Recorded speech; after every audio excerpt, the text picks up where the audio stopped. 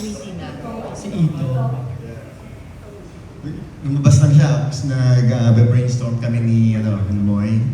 Kailangan na namin ng title. Automatic lang, dali lang nung pag-conceptualize nung title. Kasi ano naman tugmang-tugma naman. Hindi na. Yes, Galing yes. sa Yeah. hit songs.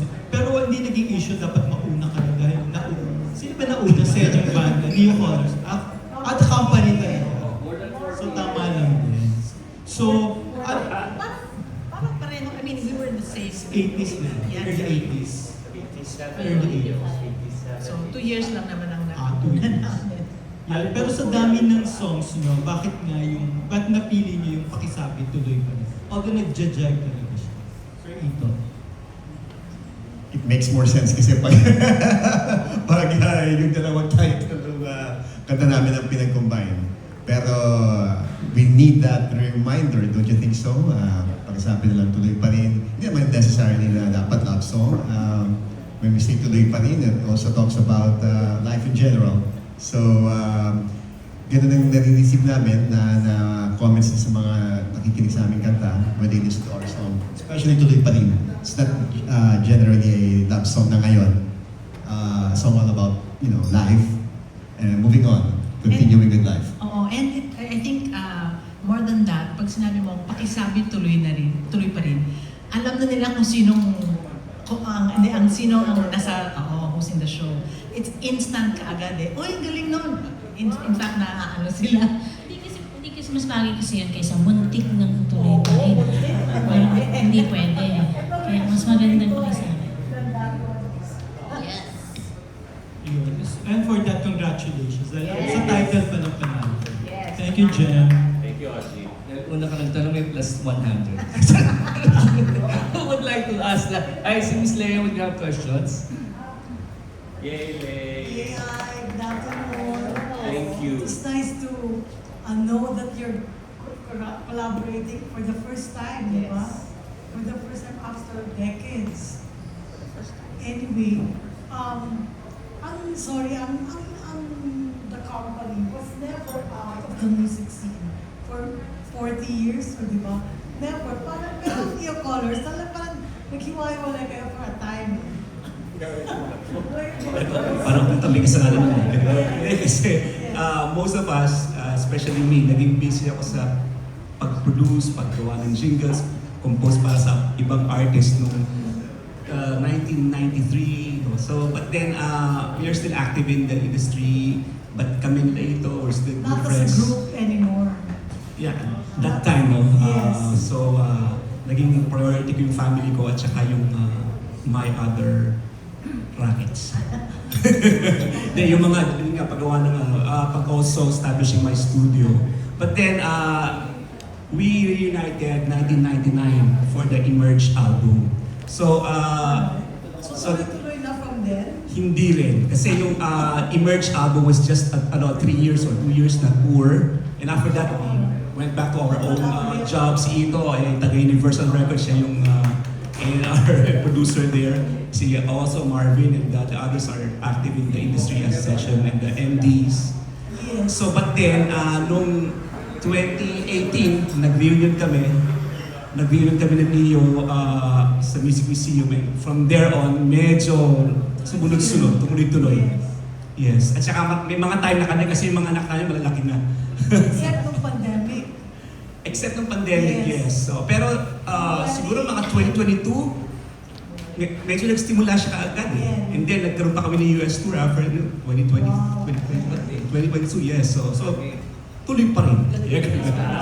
So how did this collaboration come about? Yes. Ikaw ang may sala. We were all together. I think we were in a recording. I think. When? Early this year? Yes. Kasi we always, last year pa ba ito? Late last year? Parang early this year. Anyway, we were all together, company, we were having a recording, I think. And then si Moy would always ask us, sino pa kaya yung pwedeng kakolab, no? So, marami pa kaming dream na makakolab. So So, banda. Neo ko, sabi niya, how about, what do you think of Neo Colors? Yeah. Sabi namin, yeah. And then, ang bilis nun. Si Moy kasi pag may naisip na yun, nasa telepono na yun, so tinanong na, kaya nadidelay ang recording. So, tinanong na niya ata si Ito ata yung o si Jim. Basta, nag-message ka, sino pwedeng producer? And then we thought of Miss May, Echo Jam. Tapos ang bilis, tapos nag-meeting na kayo. Pero I do remember way back, si Moy already voiced out and suggested na magkaroon ng show ang New Colors and Company, the company, pero hindi natutuloy. So parang idea lang siya. But then, palagi naman si Moy, ni-raise up niya yan. Hindi nawawala sa isip ko until early this year, first quarter of this year. Sinabi ko na kay Moy, finally na tutuloy na natin. So yun lang yan. It's always there, yung idea, for years now. Even before pandemic, nabanggit nga ni Moy yan eh. Di ba, naalala ko? And luckily, we've been working with Echo Jam. So, yeah, 5 times na. So, masaya kami with Echo Jam. And we're very grateful na nag-yes sila ulit sa project na to. Is this the first time you collaborated with another group? No. It's not the first. What was it? We did. What was the first time? We did side A. This is like 20, wait was it 2011, 2013? We did side A. Who else did we do a collab? First was Sunday. But you know, even before side A for vocal groups, we did an a cappella festival with Tux and opera. This is Cantapella sa CCP po. A lot of the members of the media are young maybe. You may not know who these groups are, pero yun yung mga contemporaries po namin. Tux at saka opera. Alright. Thanks. Good luck. Thank you, Lee. Thanks for being here. Taking it from where Moy left off, mga bata pa, meron naman tayo from the perspective of a Gen Z. Wow. Of course, Miss Avia Zulich from Billionario TV. Hello. Hi, good afternoon. I just wanted to ask for someone who has never experienced either group live, you know, obviously as a Gen Z, na-influensyahan na din po ako ng mga uncles ko, ng aunties ko to listen to your music. I mean, that's a No reality. I'm offense, so eh. sorry. Why should we or why should the Gen Z see Pakisabi na lang tuloy pa rin? Well, being from the same generation. Wow! Contempt, of course. Well, to be honest kasi, at being one of the the youngest of the group and the newest member, I entered the group as a fan. So, I think if you're not familiar with the music, with either groups, just give it a listen on Spotify, and for sure, after one listen, one playlist, you'll be instant fans. Because this generation of music making was, I think, one of the golden eras of the best love songs, the best story songs, nandun lahat. And it's all company and New Color songs. As a Gen Zer, I highly recommend it. Push talaga siya. Push talaga siya. Thank you po. The title of the concert would have to be Pakisabi na lang tuloy pa rin. What does that phrase mean to each of you personally, and how does it reflect where you are in your careers today? Yeah, maganda yun. Can I start? Okay. Pakisabi na lang is a 30-year-old. 30 Wait, plus. hold on. It's a 32-year-old song. 32-year-old song. Kaedad mo o mas bata ka pa? Mas bata. Ano ka? 16 ka lang ba? 26 yan. So, okay. 26 ako nung pumasok ako sa company. Wow. 27 years ago. So, mahina ako sa math. Okay. Ang Pakisabi na lang is one of the hits of the group.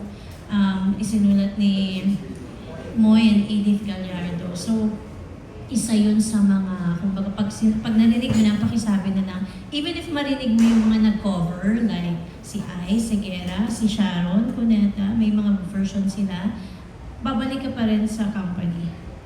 Yung boses ni Ruben Laurente, of course, yun yung tatak ng pakisabi na lang. So ito yung, ano na yun, yung tatak na ng company yun.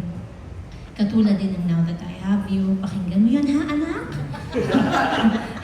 at muntik na kitang minahal. So hanggang ngayon, pag kinakanta pa rin namin, nakakatuwa na ang mga tao ay nakikising along. Even yung mga kaedad mo, mas bata pa sa'yo, alam na nila, ikaw na lang yung nakakaalam. So, alam mo na. Sige nga, sample. Okay, baka may idadagdag ka pa, Moy. Adrian, right? Avia po. Avia, like bird. Yes. Is that the etymology of that? Ayun, naisip naman namin, first time to make music and share the stage with fellow singer-songwriters. I think one of the reasons why both of our groups have been blessed with longevity in such a fickle industry is because we write our own music and we produce our own music. There is no, I think we're blessed with that. So to answer your question, actually this idea of having a collab, because ang hashtag minsan ni Ito at ni Jimmy, talaga hindi, we embrace who we are, we don't hide from it, because as I said, longevity in a very fickle industry is a rare blessing. And hina-hashtag nila lumang banda. Sabi ko, okay, they keep on putting the hashtag lumang banda. They started in 87, kami 85. Anong hashtag namin?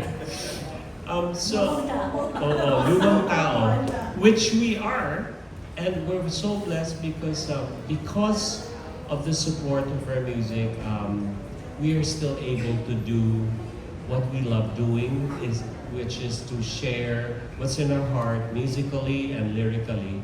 So, yun nga, we're both blessed with longevity, and well, later, I don't want to spoil what we have in store, but with what we have individually as groups, there's still so much to give. As you will see in the show, of course the hits will be there. We'll bring out the old war horses. The hits will be there, but because of our experience and what we've learned, the lessons that we've learned all these 4 decades, we can still be inventive and come up with musical ideas and even new songs, so that you're not like stuck in amber na lumang banda na the people from the 80s, same old, never mind. The media is here. Same old songs. I'll use a different S word. Same old songs. But there's still so much to give, musically and creative-wise. So that's why, Neo Colors, they will not admit it, but they're modest people. They are blessed with 3 musical directors. We have Jimmy, musical directors and producers. We have Jimmy, we have Ito, we have Marvin Querido. And my gosh, it's a treasure trove of tatlong musical director mo. So, in this show, there's so many things to be done. So, yes, lumang banda, but so much still to offer in terms of new songs, new ideas, and new joy. I also want to add lang na individually, we've been working with Ito, with Jimmy, and Marvin, in fact, but as individuals. So it would be as producers, as MDs as well, and arrangers, yes. So it would be very interesting. I'm really looking forward to working with them as a group, because that will have a different chemistry and a different kind of excitement that it will bring to our audience. So I'm really looking forward to that.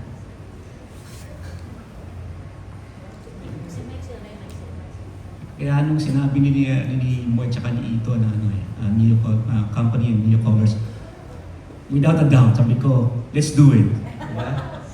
Mismo yun eh. So I think it's gonna be an exciting concert. Kasi naririnig ko na eh. When I say naririnig ko na, as a producer, I always have that habit of naririnig ko na yung mix, naririnig ko na yung kanta, naririnig ko na yung tunog. So, and it's an awesome feeling that it's all positive. So, we are all looking forward to having a great show, great music. Thank you so much po. Thank you po. Thank you, Ivia. Alright. From Billionaire TV, we go now to Gabriel Christian of ABS-CBN. Hi, Angel. Angel. We've met her.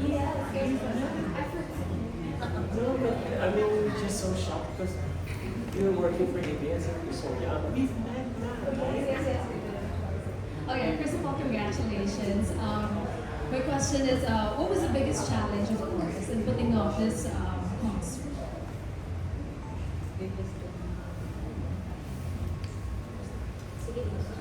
Biggest challenge.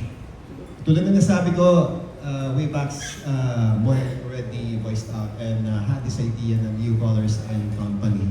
Hindi lang talaga nagtutugma-tugma yung schedule at saka I think parang meron kaming ibang pinag-aabalahan. Yung unang sinabi ni Moy, kasi we also lead individual music careers, not only for New Colors, producers kami, music director sila. Hindi nyo nagkalala, our drummer is a known drummer session player. So hindi nagtutugma lahat. Until, eto na nga, ng 2026, sabi ko, pwede na talaga. So, papasalamat kami. Ako, hindi ako nagtitigil na magsabi ng thank you very much. Echo Jam Moy. Okay? Akala ko sinabi ko kay Boy, baka sabihin niya sa akin, feeling ko, ay naku, sorry, hindi kami available this time. Pero nung sinabi ko na, that's it, sinabi na ni Moy yung na available talaga ng the company. So, yun lang naman para sa akin, medyo challenging. Paano kami magkikita-kita lahat on stage.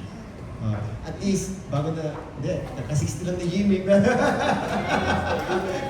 naman natin kayo na. At least, nahabol natin Jimmy, di ba? The company and still at the peak of your powers, di ba? Alright, for my next question, what do you hope audiences will feel after watching the concert? What will be the main takeaway for them? I mean, I know that marami na rin yung shows, of course, the company and also New Colors, but ano yung pinaka-main na matitake away ng mga audience after watching this concert?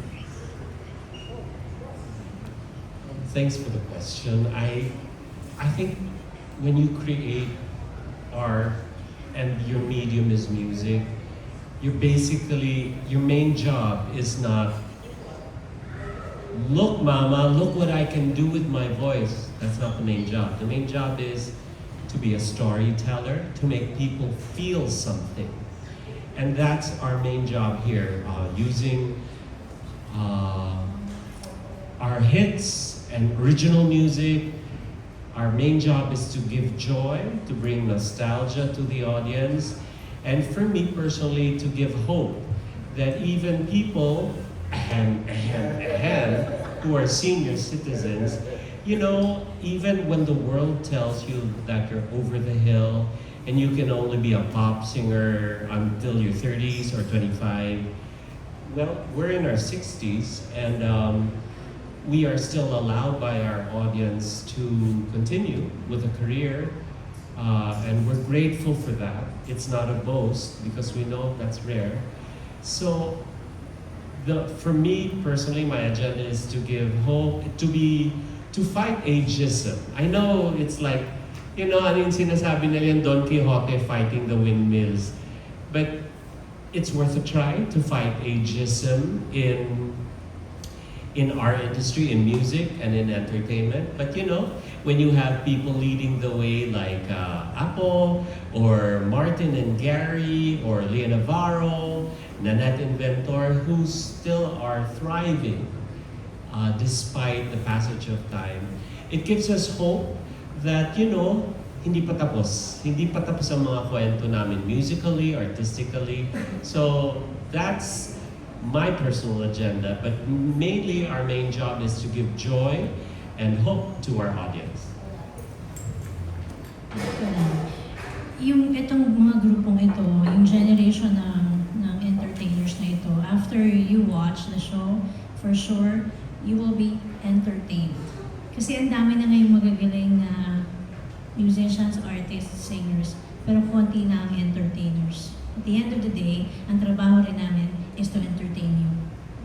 To make you feel something, to leave something behind. Yung joyful, yung pag-alis nyo, wow, na-enjoy ko yun, worth my money. Yun yung ako, personally. Ang dami-daming magagaling pero hindi marunong mag-entertain. So, sorry. So I think that, lalo na ang company, we aim to entertain talaga and to make you feel good every time you're on stage. Malaki, maliit. Yes? For my last question, is there any pressure for you guys to actually dapat na sold out? I mean, you guys, you've been in the industry for a very long time. No, I respect that, of course. But may pressure po ba sa inyo na makasold out or mapunin natin itong certain venue?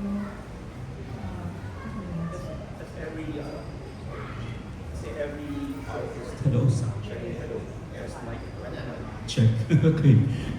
Lahat naman ng artists, pag nag-embark on a concert, di ba? You always want, good attendance. But then, nung piniset nga sa akin, sinabi nila ni Colors and Company, ayos yan. Di mo kasi medyo personality ko, always look at the bright side. And dahil nga, ang ganda ng combination, I think it's going to sell. Okay yan, sabi ko. Kasi, lalo na yung wife ko, when they have their sa taga-Sun Life yung wife ko, pag mga events na tapos the company niya, ang galing, sabi ng wife. Oo, kasi she watched you eh. So, I mean, ang galing talaga. Sabi ko, sayang ka nandun ako.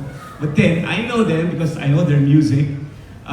So that's why I ko, maganda kakalabasan ito. Kasi, they're a vocal group. They have original songs kami. We're instrumentalists, one singer. Pag kinumbine mo yon, gusto yung tunog. Kasi, more vocals, we take care of the instruments. So you can see it, diba? You can hear it actually, the combination. So what we're going to give the audience is something that, na mag-e-enjoy sila kasi busog eh. And that's our goal. Busogin sila ng musika namin. And they go home, satisfied sila. That's the goal, that's the challenge. Kung yun ang iisipin namin, or yung tipong challenge, mapuno mo man yung venue, pero hindi naman masaya yung audience mo. Diba? Mas okay na sana mas konti, pero masaya sila. Diba? Dapat mo. Okay, tama. Pero okay, diba? Yun ano kaya pwede mo. Yeah. Ako naman siya, positive thinking. Ako, realist ako. So, I really want our friends to join us kasi excited talaga kami. And, ibubuin namin show, tama si Sweet, si Annie, no? Para sa enjoyment ng tao. Hindi para magpakitang gilas, pero talaga, we want everybody to enjoy our show, have a good time. Our songs may, it may trigger our good memories, no? Of the past, pero if you bring your kids, if you bring your nephews, your nieces, mag-enjoy din sila. We'll make sure of that. Sasayaw ka. So yan po, young and old, we invite everybody to join us. Kasi naman ang music, wala namang age yan. Diba? So, I can hear my kids enjoying the Beatles or even older songs, diba? And my daughter is into retro rap. How can you appreciate those? And then we're analyzing songs by, like sino to? Songs by, ito na, singer mo ako, diba? Yes, mga ganon, Joni Mitchell.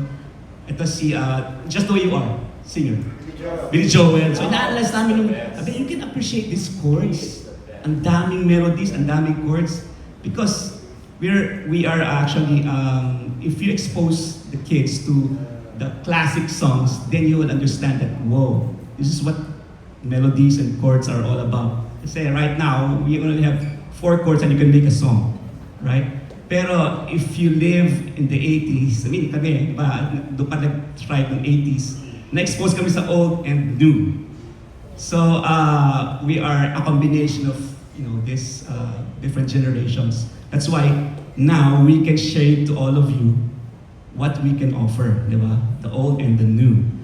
But then, ito masasabi ko, masarap yung tunog. Yun. Thank you so much.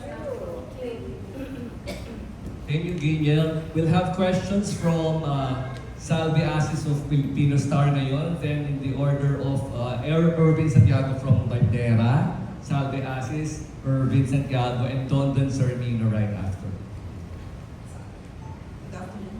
Good afternoon, Salve.